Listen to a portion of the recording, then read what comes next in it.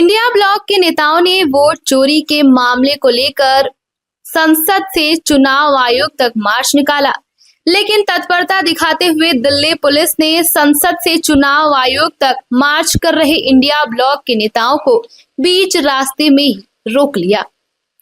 इस मार्च में ऐसी अजीबोगरीब चीजें देखने को मिली जिसका किसी को भी अंदाजा नहीं था।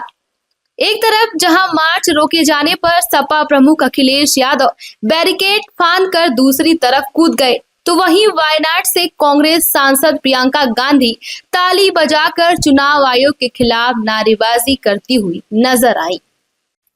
वास्तव में हुआ यूं कि दिल्ली पुलिस ने बिहार में मतदाता सूची के विशेष गहन पुनरीक्षण यानी कि SIR और 2024 के लोकसभा चुनाव के दौरान वोट चोरी के आरोपों को लेकर विरोध में संसद से भारत के चुनाव आयोग तक मार्च कर रहे इंडिया ब्लॉक के नेताओं को बीच में ही रोक दिया, जिसके बाद से तो पूरा बवाल ही मच गया।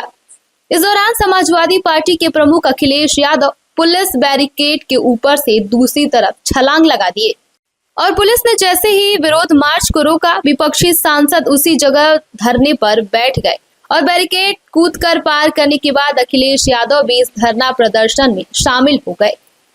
दावा किया जा रहा है कि नेता विपक्ष राहुल गांधी के नेतृत्व में करीब 300 से ज्यादा विपक्षी सांसद इस मार्च में शामिल रहे थे।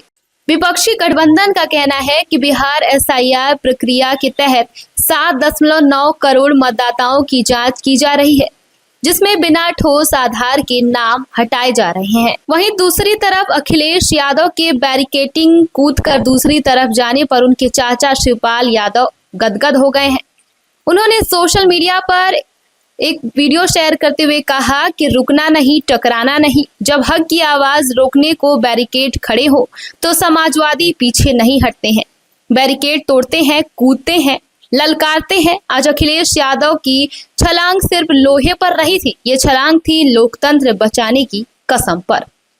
आपको बता दें कि इस मामले में दिल्ली पुलिस ने राहुल गांधी, प्रियंका गांधी और अखिलेश यादव समेत 200 से ज्यादा नेताओं और कार्यकर्ताओं को हिरासत में लिया था, जिन्हें अब रिहा कर दिया गया है।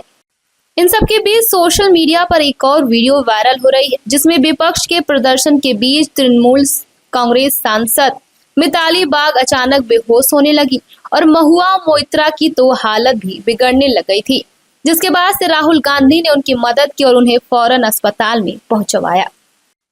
अब इन सब के बीच सवाल ये खड़ा हो रहा है कि क्या इन गंभीर आरोपों के पीछे कोई ठोस सबूत है या फिर सिर्फ चुनावी रणनीति का एक हिस्सा है, क्योंकि सत्ता पक्ष ने विपक्ष के दावों को राजनीतिक से प्रेरित बताया है और कहा है कि चुनाव आयोग पूरी तरीके से निष्पक्ष है।